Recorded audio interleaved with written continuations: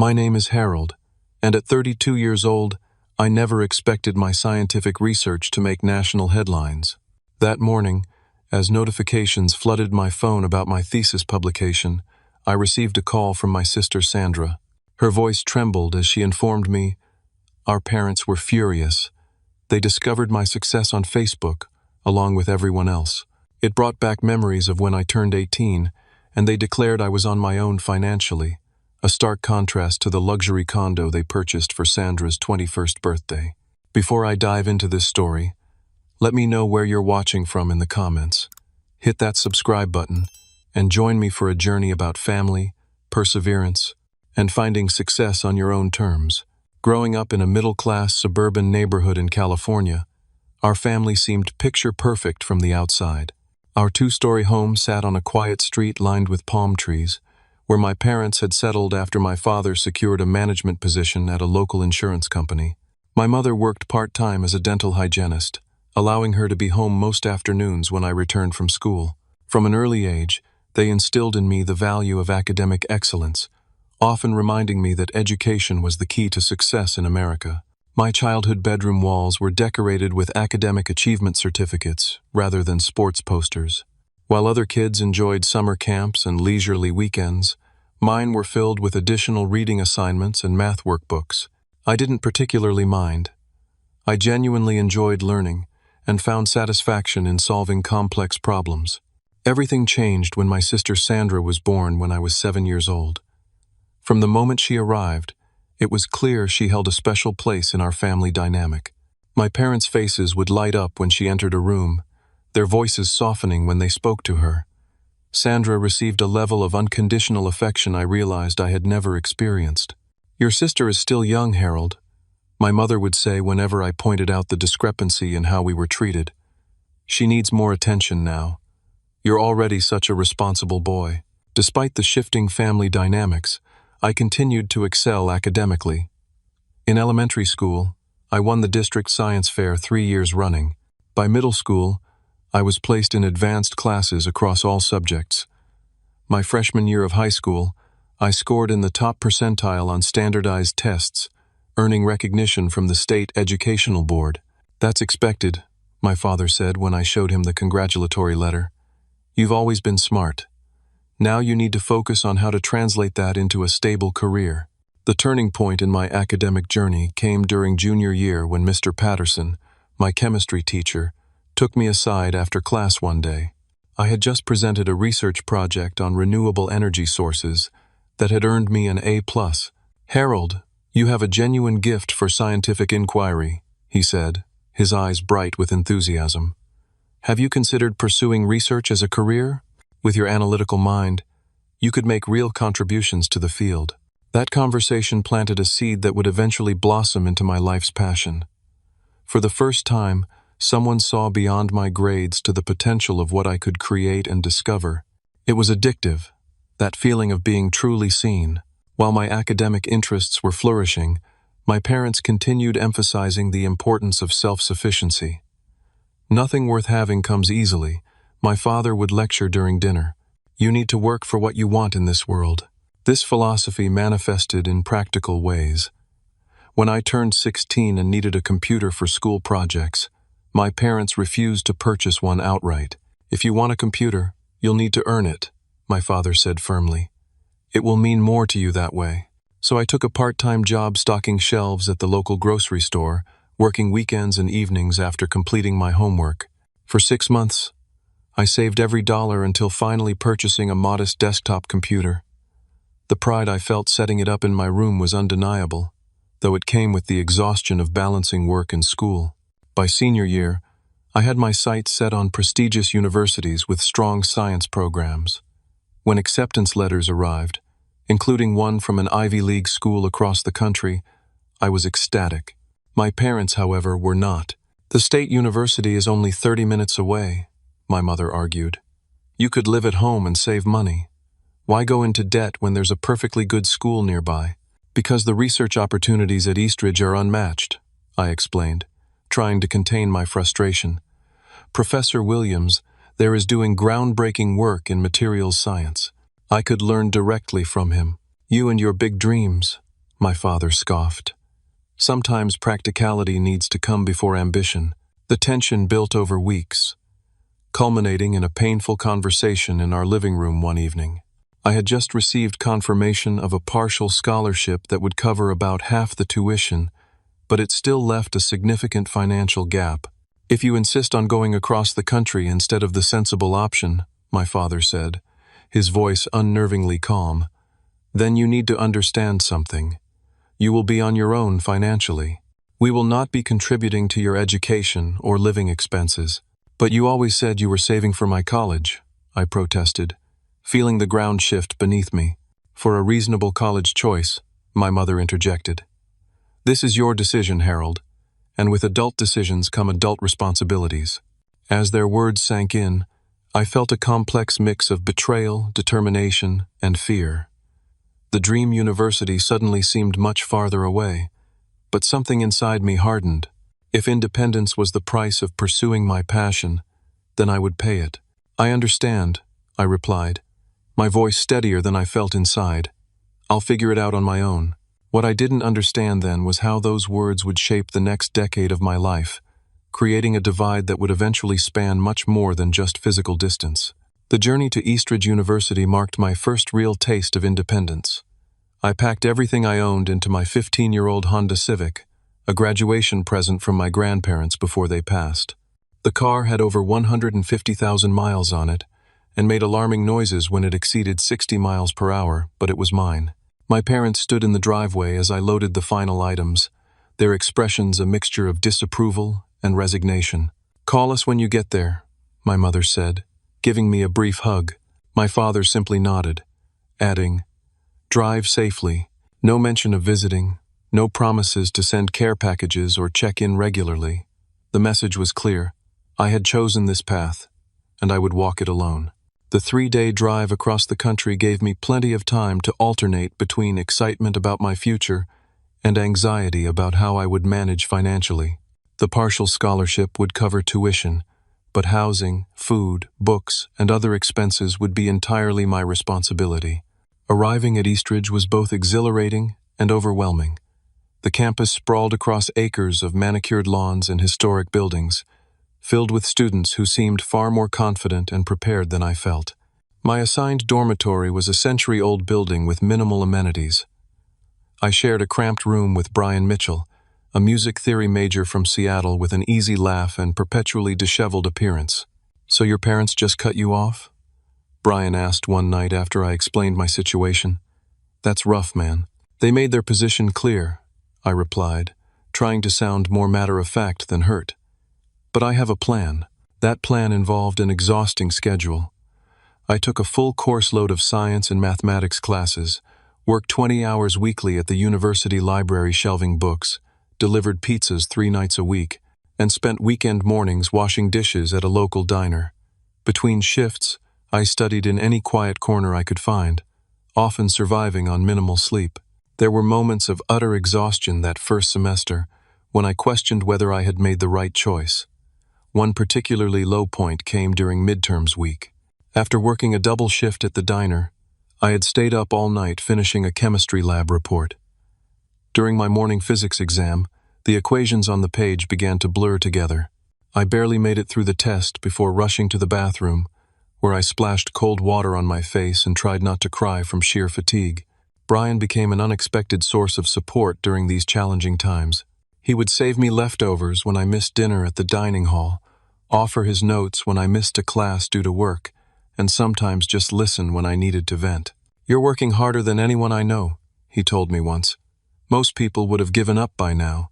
My calls home grew increasingly infrequent and brief. Conversations with my parents followed a predictable pattern. Superficial inquiries about classes, reminders to make practical decisions, and updates about Sandra that emphasized how well she was doing in high school. There was never any acknowledgement of my struggles or offers of assistance. During my sophomore year, I received a text message from Sandra with a photo attached. It showed her standing beside a brand-new Toyota Camry, beaming with pride. The caption read, "Mom and Dad's graduation gift. Isn't it awesome?" I stared at the image for a long time, a knot forming in my stomach. The car was worth at least 4 times what my used Honda had cost. I typed several responses, deleting each one before finally settling on, "Congrats, drive safely." That Thanksgiving, I couldn't afford the flight home. When I called to inform my parents, my mother sounded disappointed but offered no solution. "That's unfortunate," she said. "We'll miss you at dinner." I spent the holiday in the nearly empty dormitory, eating microwaved turkey dinner with the handful of international students who also remained on campus. Though they welcomed me warmly, I couldn't shake the feeling of being forgotten by my own family. The turning point in my academic career came during junior year, when Professor Michael Davidson noticed my consistent top performance in his advanced materials science course. After class one day, he approached me with an unexpected offer. "Harold, I'm assembling a small research team for a project on sustainable polymers," he said. "Your work in this class has been exceptional. Would you be interested in joining us?" The opportunity was incredible, offering not only valuable research experience, but also a modest stipend that would allow me to reduce my hours at one of my jobs. Under Professor Davidson's mentorship, I discovered my true calling in materials science innovation. "You have a natural intuition for this work," he commented after I proposed a modification to their experimental approach that yielded better results. "Have you considered graduate studies?"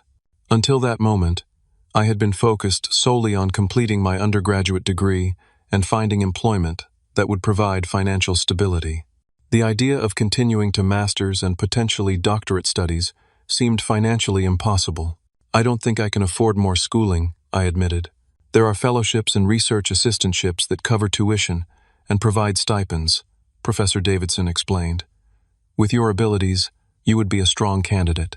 That conversation opened a door I hadn't allowed myself to consider. When Professor Davidson offered to recommend me for the university's accelerated master's program with a full scholarship and research assistantship, it felt like validation of every sacrifice I had made. For the first time since leaving home, I allowed myself to believe that my difficult choice had been the right one. As I approached graduation, I had survived 4 years of grueling work and study, maintained a nearly perfect GPA, and secured a path to continue my education without accumulating debt. The only shadow on these accomplishments was knowing that when I walked across the stage to receive my diploma, there would be no family members in the audience cheering me on. After completing my undergraduate degree, and before beginning the master's program, I decided to visit home for the first time in nearly 2 years. The decision wasn't easy, but a part of me hoped that time and my academic success might have softened my parents' stance. Driving up to my childhood home felt strangely disorienting. Everything looked the same, from the neatly trimmed hedges to the hanging basket of petunias by the front door, yet I felt like a visitor rather than a returning son. My mother opened the door with a smile that didn't quite reach her eyes. "Harold, you made it. Come in, dinner's almost ready." My father emerged from his study, offering a firm handshake instead of a hug. "How was the drive?" The conversation around the dinner table was stilted and superficial. My parents asked generic questions about my classes but showed little interest in the details of my research or the challenges I had overcome.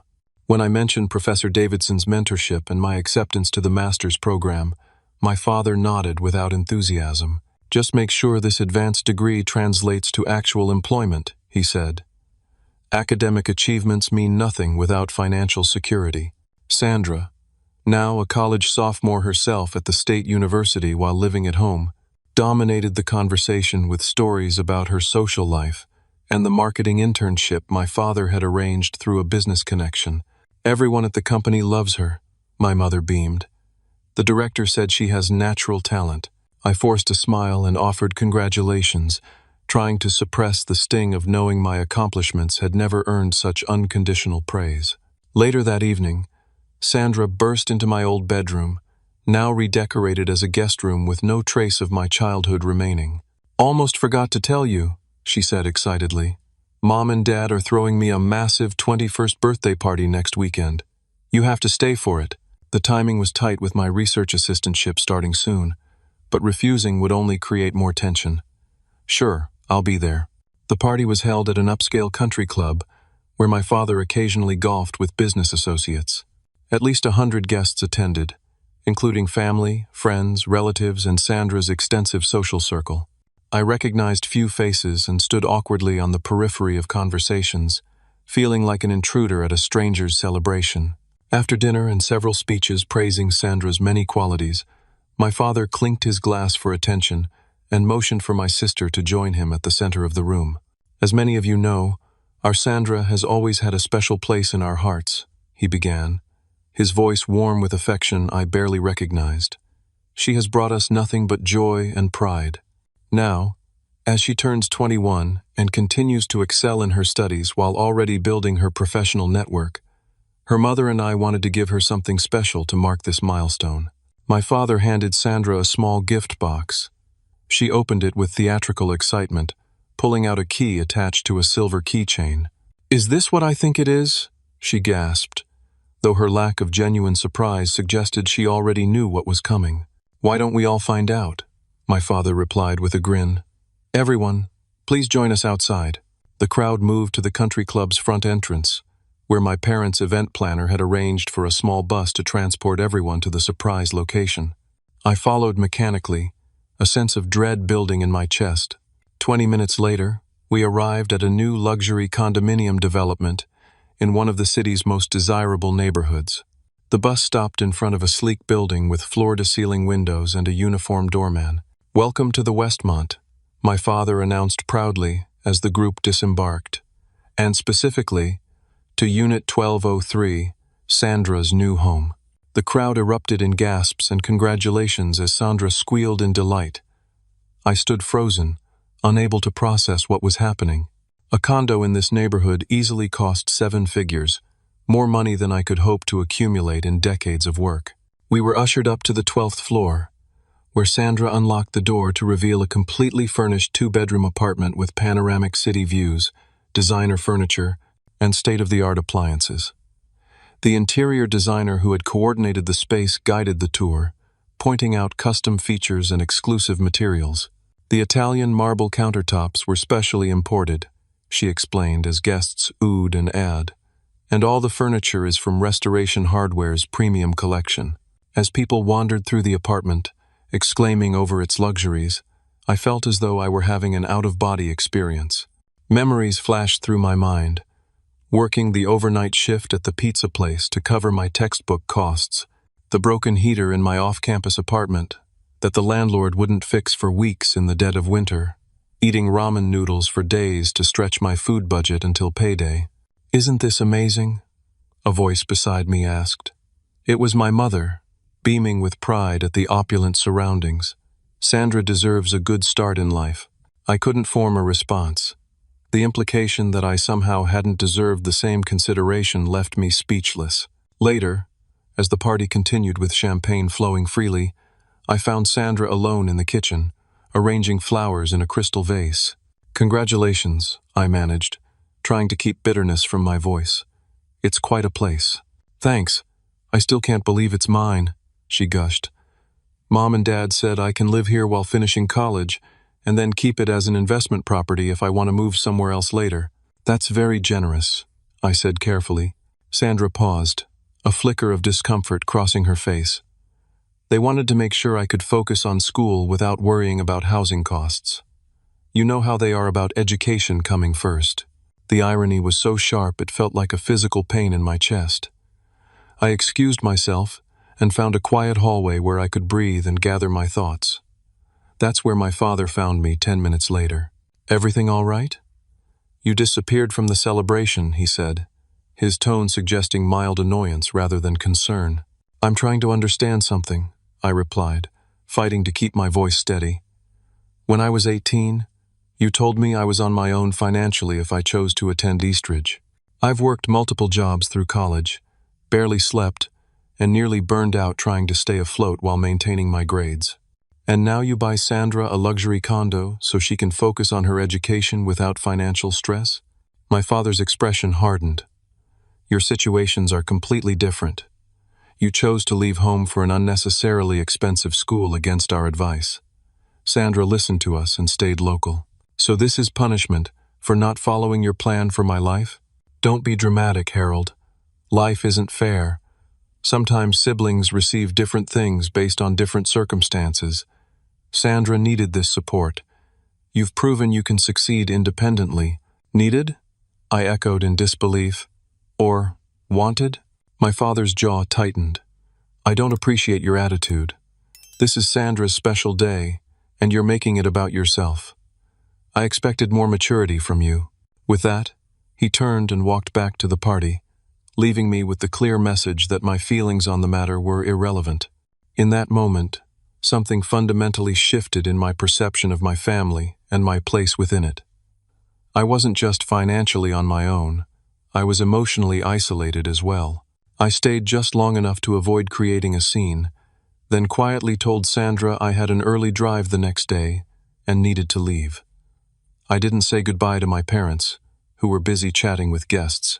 Back at my childhood home, I packed my few belongings and wrote a brief note saying I had left early due to research commitments. By midnight, I was on the highway, heading not back to Eastridge, but in an entirely different direction, tears blurring my vision as I drove away from the family that had made their priorities abundantly clear. The highway stretched endlessly before me as I drove through the night, putting as much distance as possible between myself and the painful revelation of my family's preferential treatment. Streetlights cast intermittent glows across the dashboard, illuminating my white-knuckled grip on the steering wheel.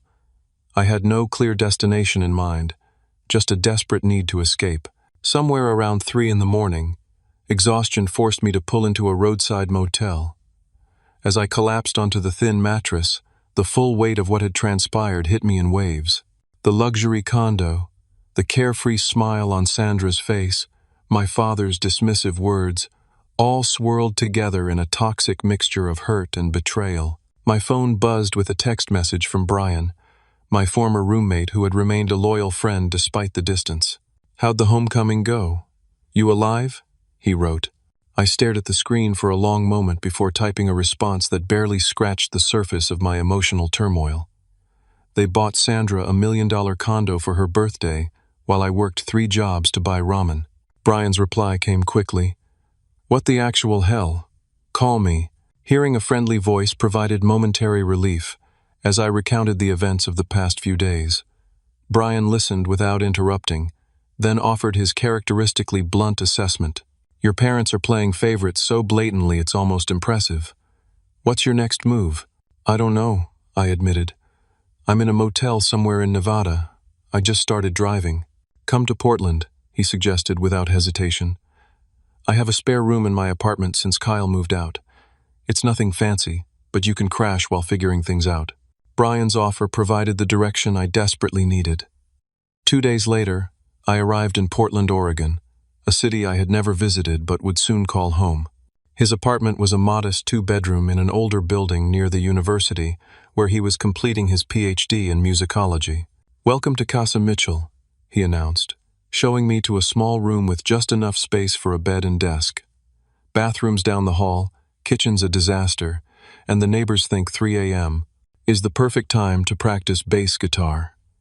But the rent's cheap, and the location's decent. "It's perfect," I said sincerely. After years of dormitories and shared housing, the simple room felt like a sanctuary. Over the next few weeks, I researched my options. Transferring my master's program across the country mid-year would be challenging, but remaining in my current university was financially and emotionally untenable. After reviewing several programs, I found that Portland State University had a respected materials science department with a focus on environmental applications, aligning perfectly with my research interests. "They're still accepting PhD applications for fall admission," I told Brian one evening. "If I apply directly to the doctoral program and bypass finishing my master's, I might be able to secure funding." "Go for it," he encouraged. "You've got the credentials, and honestly, a fresh start might be exactly what you need."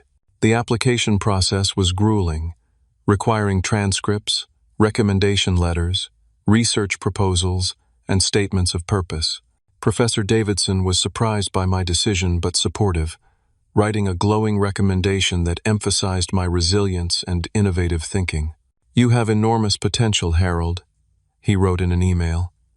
"While I'm disappointed to lose you from our program, I understand your need for a change. Portland State would be fortunate to have you. 2 months after applying, I received the news I had been hoping for: acceptance to the PhD program with a full tuition waiver and research assistantship. The financial package wasn't lavish, but it would allow me to focus on my studies without working multiple side jobs for the first time in my academic career. My initial meeting with Professor Elizabeth Winters, who would become my doctoral advisor, cemented my confidence in the decision.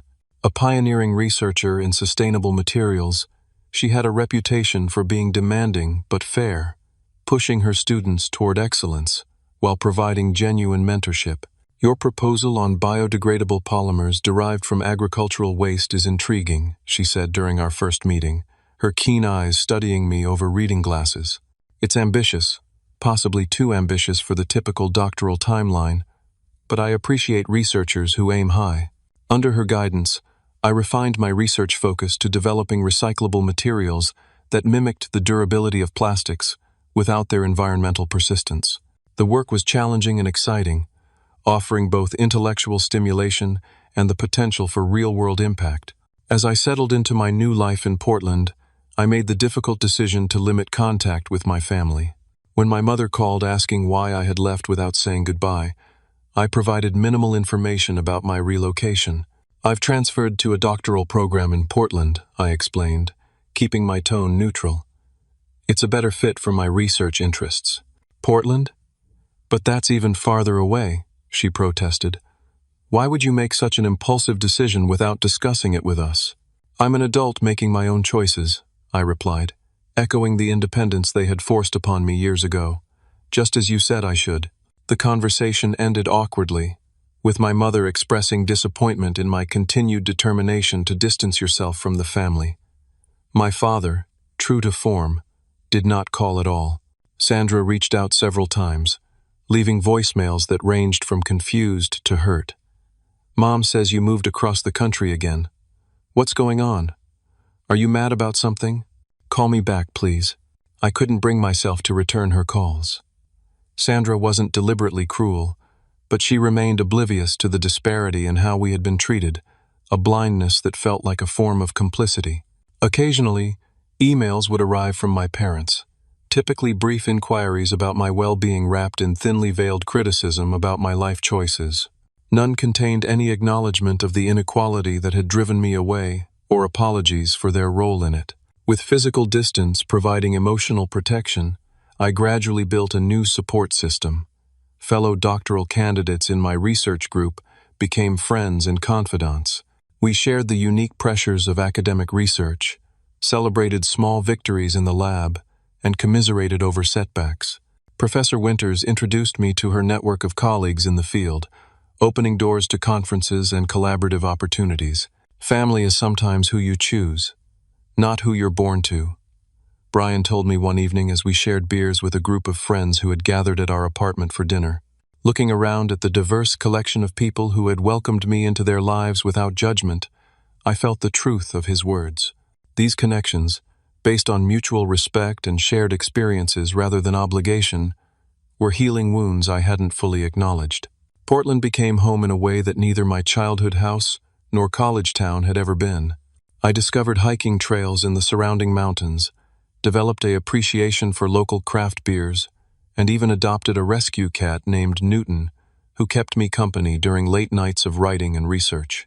The painful memories didn't disappear, but they gradually lost their sharp edges. With each small success in my research, each new friendship formed, each season that passed without the drama of family obligations, I built a life that was authentically mine, shaped by my own choices rather than reactions to others' expectations or rejections. As my first year in Portland drew to a close, I received a holiday card from my parents with a family photo featuring them and Sandra standing in front of her condo. The message inside read simply, "Wishing you well. We miss having you in the family photos." The absence of any invitation to visit or acknowledgement of my new life spoke volumes. I placed the card in a drawer rather than displaying it, a symbolic relegation of my birth family to the background of my life. My true family was now the one I was creating day by day, connection by connection, in this city that had offered me a second chance at belonging. The fluorescent lights of the laboratory hummed softly, as I peered into a microscope at 2 in the morning, the only sounds the occasional whir of ventilation systems and the tapping of my pencil against the lab notebook. Sleep had become a luxury I could rarely afford as my doctoral research intensified. The university building was nearly deserted at this hour, which suited my purposes perfectly. Uninterrupted access to equipment meant faster progress. "I thought I might find you here," came a voice from the doorway. It was Jessica Lawson, another doctoral candidate whose research on sustainable adhesives occasionally overlapped with mine. "Do you ever sleep?" I straightened from the microscope, rubbing my eyes. "Sleep is for the weak and the well-adjusted." She laughed, setting a paper cup of coffee beside my notes. "Brought reinforcements. How's the sample degradation test going?" "Not great," I admitted, accepting the coffee gratefully. 3 months of work, and the polymer still breaks down too quickly under UV exposure. Back to the drawing board. This was the recurring pattern of my second year in the doctoral program. Promising theories followed by disappointing practical results. My research aimed to develop a plastic alternative that was both durable during use and completely biodegradable after disposal, a holy grail of materials science that had eluded researchers for decades.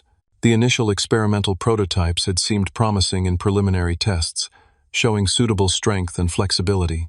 But subsequent testing revealed fatal flaws.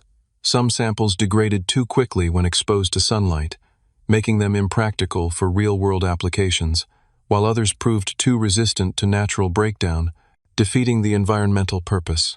Each failure meant reformulating from scratch, adjusting chemical compositions, testing new additives, and running exhaustive analyses. The process was mentally and physically draining, compounded by the pressure of looming deadlines. "The department review committee wants updated results by next month," Professor Winters reminded me during our weekly meeting. "The continued funding depends on demonstrable progress."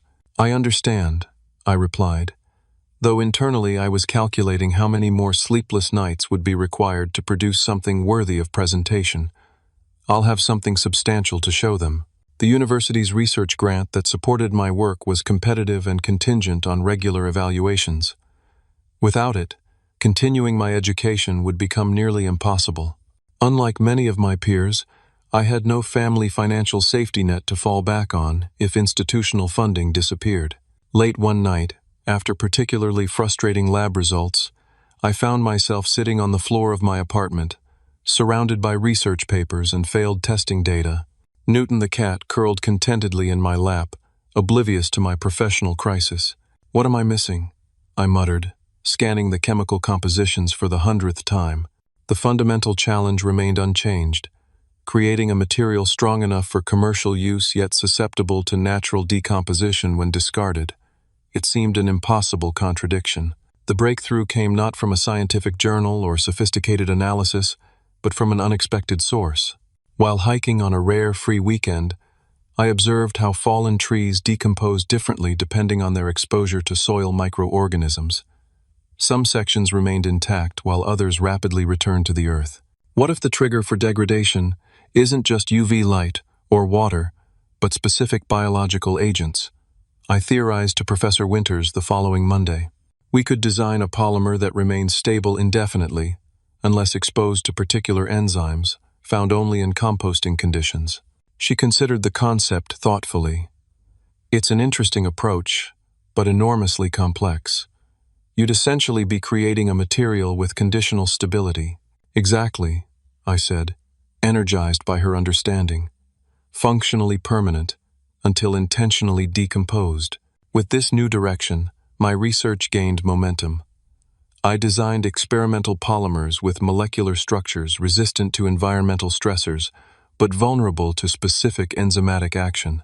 The initial results were promising enough to secure continued funding, though practical applications remained theoretical. The real breakthrough occurred during the 24th month of experimentation, after countless failures and refinements.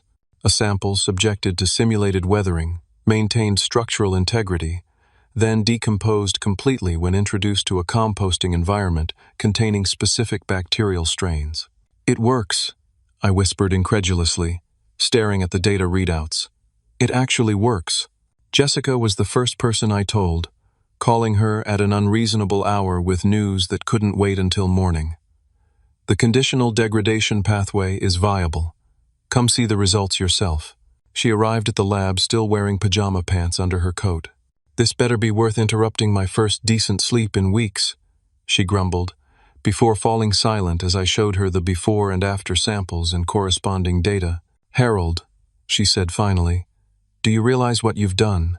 This could change everything about how we approach disposable materials. The following months were consumed by verification testing, refining the formula, and documenting the discovery process.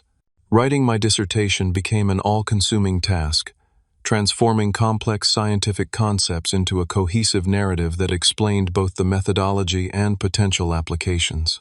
Professor Winters proved invaluable during this phase, reviewing drafts with meticulous attention and pushing me to clarify my reasoning where it became too technical or assumed too much background knowledge.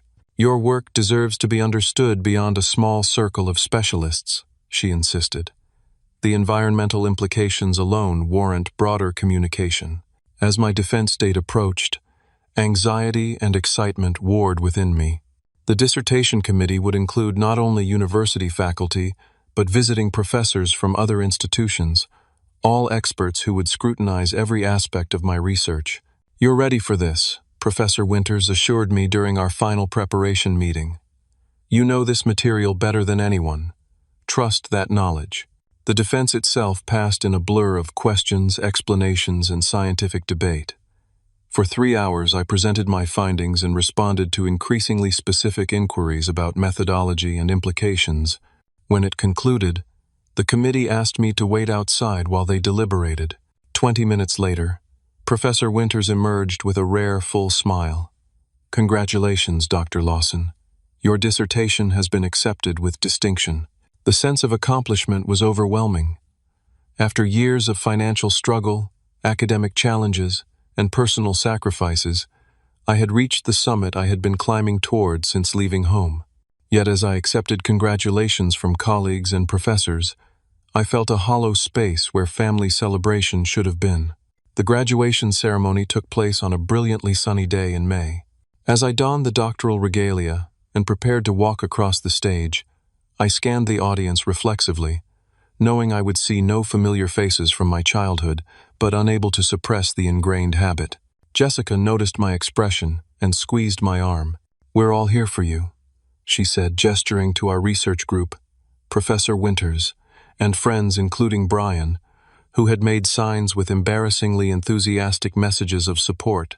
As my name was called and I accepted my diploma, their cheers echoed through the auditorium.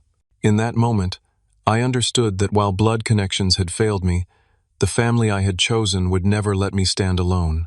The local university paper ran a feature on my research the following week, highlighting its potential environmental impact. This caught the attention of a regional science correspondent who requested an interview about practical applications of the biodegradable polymer. Your approach differs from previous attempts at sustainable materials, the journalist noted during our conversation. Most researchers focus on either durability or degradability, but you've managed to incorporate both conditionally. The key was recognizing that these aren't mutually exclusive properties if the degradation pathway is properly controlled, I explained, finding unexpected enjoyment in translating complex concepts for a broader audience. The resulting article appeared in several scientific publications, generating interest from environmental organizations and materials manufacturers. Each new contact and expression of interest validated not just my research but the difficult path I had chosen years before, when I decided to pursue my passion despite lack of family support. As my professional recognition grew, I occasionally wondered if news of my success would reach my parents through academic or scientific channels. The answer came in an unexpected form, setting in motion events that would force me to confront the family issues I had carefully compartmentalized for years. The email from the editor of Nature Materials arrived on a rainy Tuesday morning as I sipped coffee in my office at the university, where I had accepted a postdoctoral research position following graduation. We are pleased to inform you that your paper, Enzymatically Triggered Biodegradation of Synthetic Polymers, a New Approach to Sustainable Materials, has been accepted for publication in our upcoming special issue on environmental innovation. I read the message 3 times, barely believing what I was seeing. Nature Materials was among the most prestigious scientific journals in the field, with an acceptance rate below 8%. Publication would exponentially increase the visibility and credibility of my research.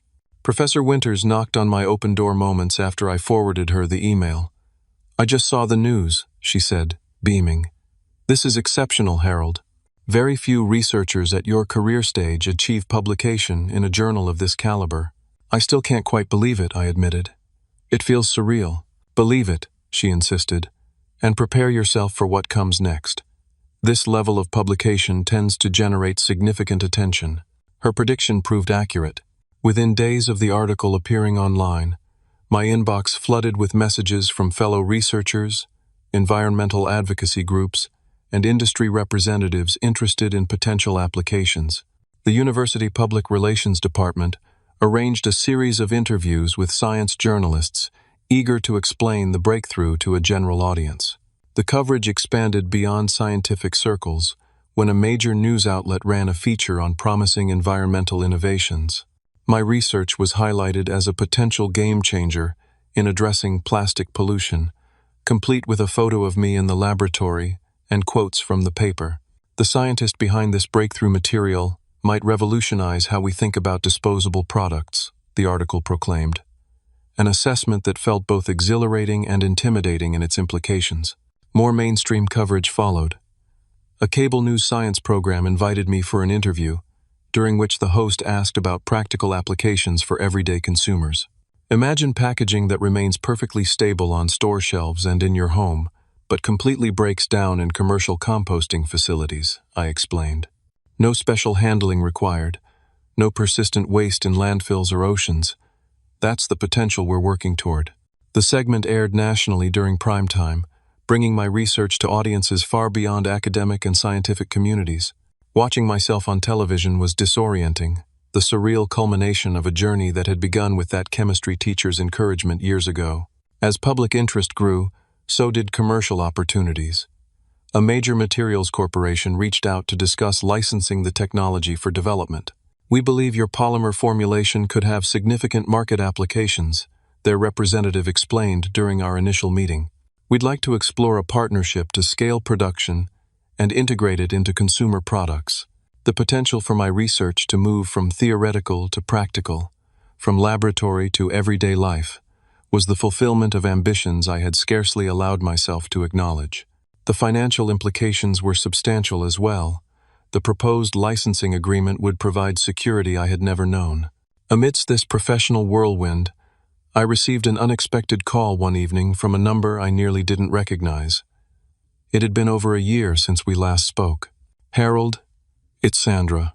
Her voice triggered a complex mix of emotions I had successfully suppressed through immersion in my work. "Sandra, this is surprising. I saw you on television last night," she said, sounding both impressed and uncertain. "Your research sounds amazing. Why didn't you tell us about any of this?" The question carried an unintended irony that nearly made me laugh. "I haven't exactly been on the family update list for a while." "That's not fair," she protested. "You're the one who disappeared and barely responds to messages." Rather than argue, I asked, "How did you get this number?" "I changed it when I moved." "Jessica, from your lab," she replied. "I found her email on the university website and explained I was your sister, trying to reach you about a family matter." Mental note: discuss boundaries with lab colleagues. What family matter? Sandra hesitated before answering. "Mom and Dad saw the news report too.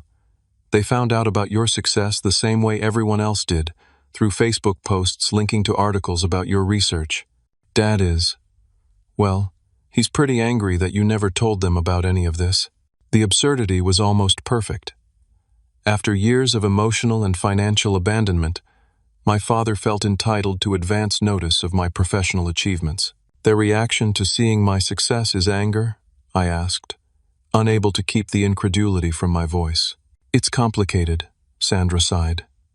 "I think they're proud but hurt.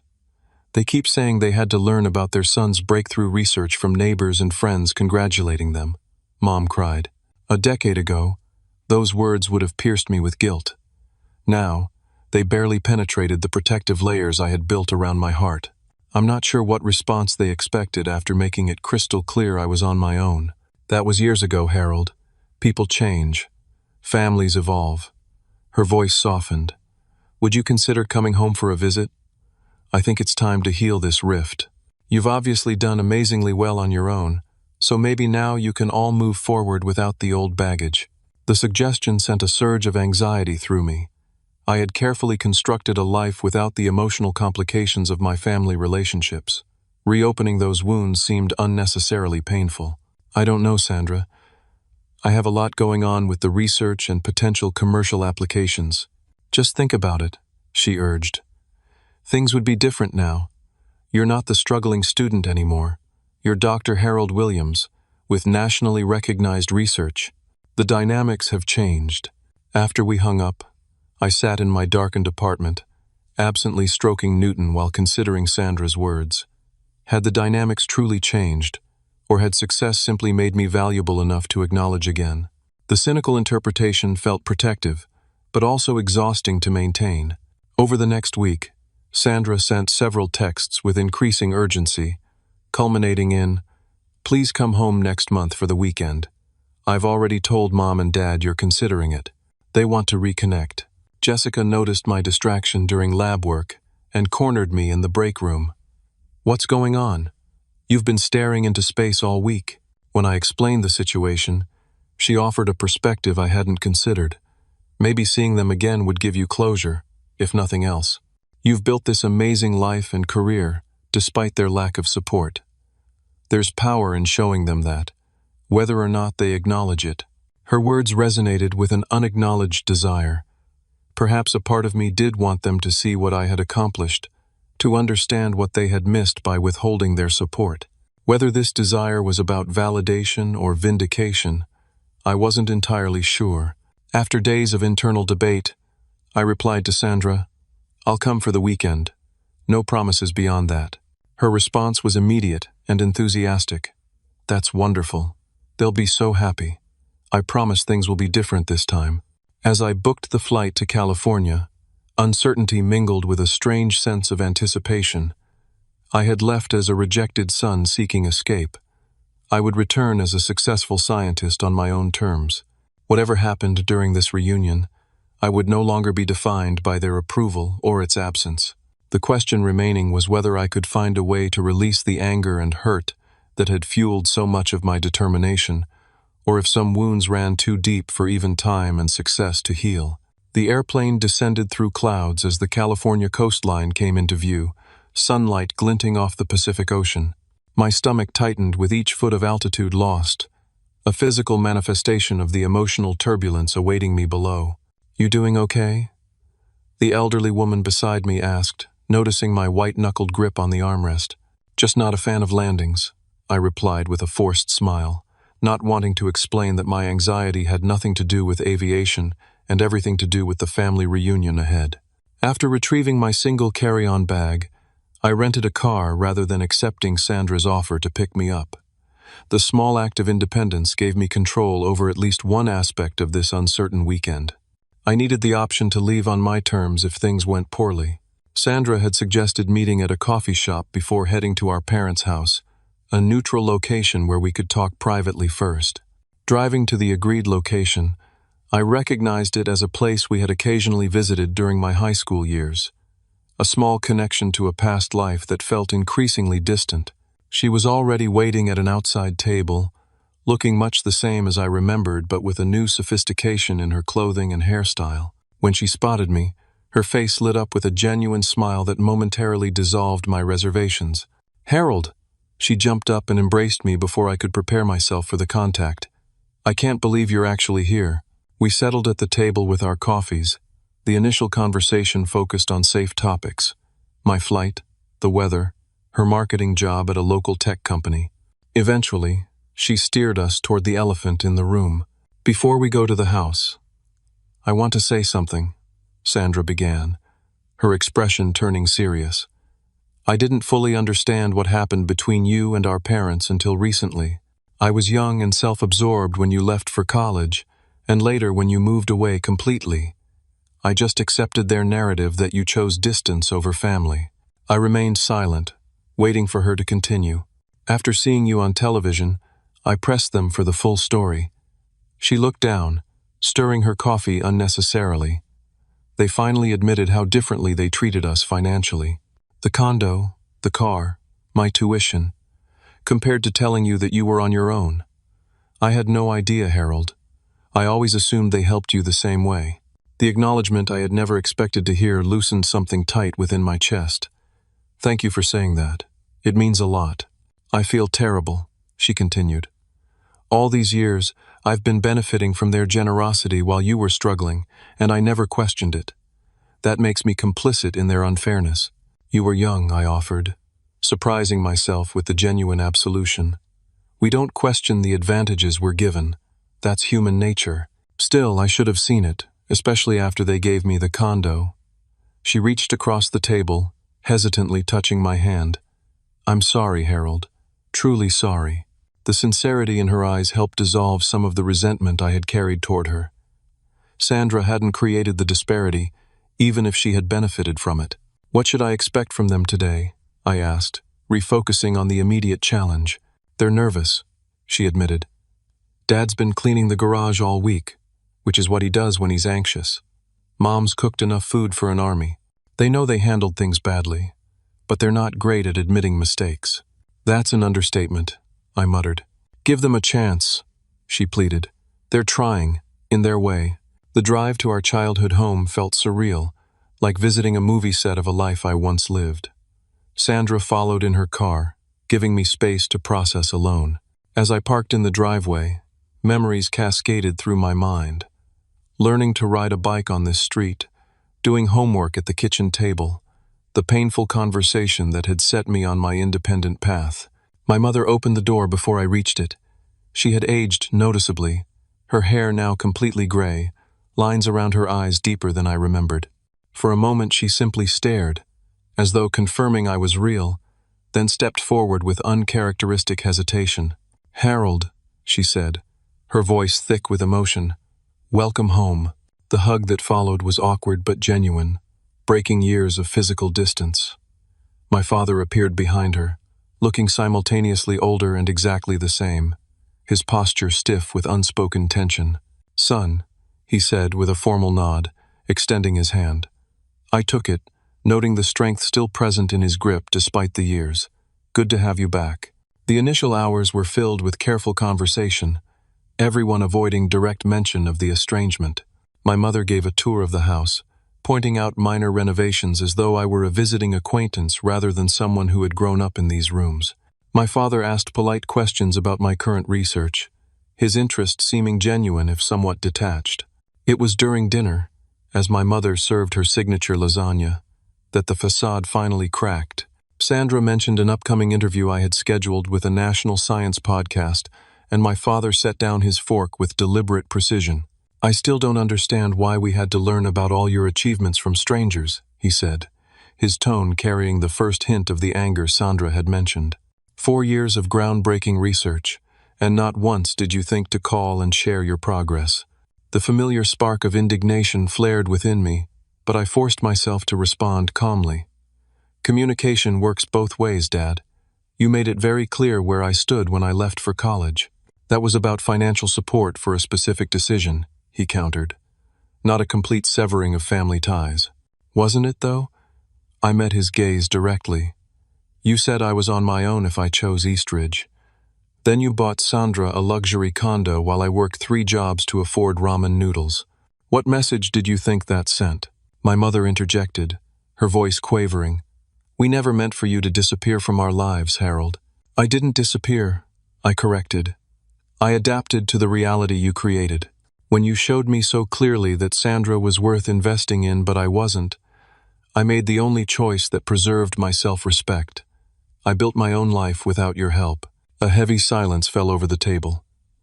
My father looked down at his plate, jaw working as he processed my words. When he finally spoke, his voice contained something I had rarely heard from him: uncertainty.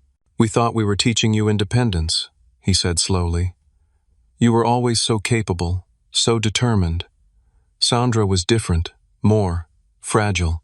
We worried she wouldn't manage without support. So I was punished for being capable? Not punished, my mother insisted.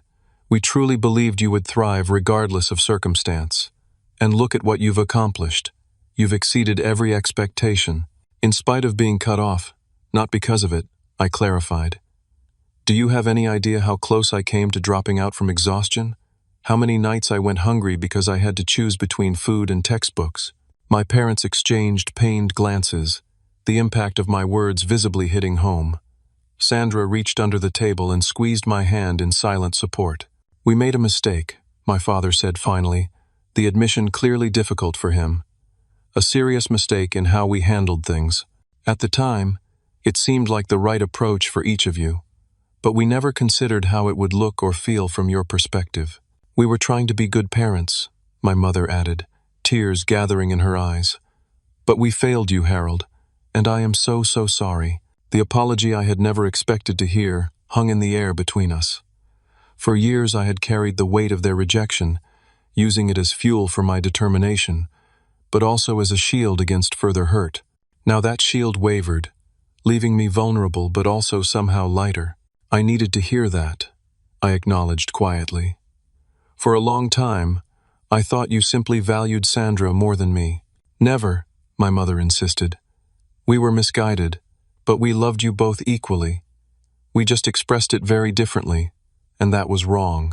We're proud of you, son, my father added, emotion making his voice rough. What you've accomplished, completely on your own. It's extraordinary. I watch that interview sometimes and think, that's my boy. The conversation continued late into the evening, years of misunderstandings and hurt gradually giving way to tentative understanding. The damage couldn't be undone in a single night, but the foundation for healing had been laid. As the weekend progressed, small moments of connection accumulated. My father showed interest in the technical details of my research, revealing a genuine pride in my achievements. My mother pulled out photo albums, filling me in on family events I had missed. Sandra and I rebuilt our sibling bond, no longer separated by the disparity in how we had been treated. On my final morning, before heading to the airport, I sat alone on the back porch, reflecting on the unexpected turn this visit had taken. My father joined me, offering a cup of coffee as he settled into the adjacent chair. I've been thinking about what you said, he began, about being punished for capability. That was never our intention, but intentions don't change impact. We should have supported both of you, just in different ways appropriate to your needs. I appreciate you acknowledging that, I replied. The irony is, we thought we were preparing you for the real world. He shook his head ruefully. Instead, we nearly lost you completely. The experience did teach me something valuable, I admitted. It showed me I could rely on myself when necessary. That knowledge gave me confidence in my research when results weren't coming and funding was uncertain. You shouldn't have had to learn that lesson so harshly. He paused, seeming to gather his thoughts. There's something else I wanted to tell you. San Francisco State is expanding their materials science department. They're looking for researchers with industry connections, like what you're developing with that corporation. It would put you much closer to home, if that's something you might consider. The suggestion hung in the air between us, not a demand but an invitation. A year ago, I would have rejected it outright, seeing it as another attempt to control my choices. Now, I recognized it as an olive branch, an expression of desire for continued connection. I'll look into it, I promised, not committing but not dismissing the idea either. My current position has another year, but after that, I'm open to possibilities. As I prepared to leave, my mother pressed a small package into my hands. Just something to remind you that no matter where you go, you have a home here now. On the plane, I unwrapped it to find a framed photo of the four of us from the weekend, our first family picture in over 4 years. Despite the lingering awkwardness visible in our postures, there was also genuine warmth in our expressions, the beginning of something new rather than a return to the past. The journey from rejected son to respected scientist had been long and often painful. The family that had once pushed me away was now reaching out, not because of my success but because they had recognized their mistake. The reconciliation wasn't perfect or complete, but it was authentic. Looking back, I realized that while their actions had wounded me deeply, they had also inadvertently set me on a path to discovering my own strength. The hardships I endured became the foundation for resilience that served me well in the challenging world of scientific research. The family I built among friends and colleagues taught me that support can come from unexpected sources when traditional ones fail. Most importantly, I learned that true independence isn't about rejecting connection, but about choosing connections that are healthy and reciprocal. Sometimes the family we're born into needs to evolve, just as we do, before those relationships can flourish. As the plane climbed through clouds toward home, I recognized that the anger I had carried for so long had served its purpose, fueling my determination when I needed it most. Now, I could begin to release it, not for my parents' sake but for my own peace. The future held possibilities for a relationship built on mutual respect rather than obligation or resentment. I don't know if your family has ever treated you unfairly or made you feel less valued than you deserve. Maybe you've struggled to prove yourself while watching others receive support that was denied to you. If that resonates with your experience, I hope my story offers some comfort. Sometimes the hardest paths lead to the most meaningful destinations, and the family we create can be as important as the one we're born into. Have you ever had to rebuild a damaged relationship or found strength in adversity that surprised you? Share your experiences in the comments below. And if this story meant something to you, please subscribe and hit the like button. Your support helps me continue sharing these personal journeys. Thank you for listening, and remember that sometimes the greatest success is not what you achieve, but who you become along the way.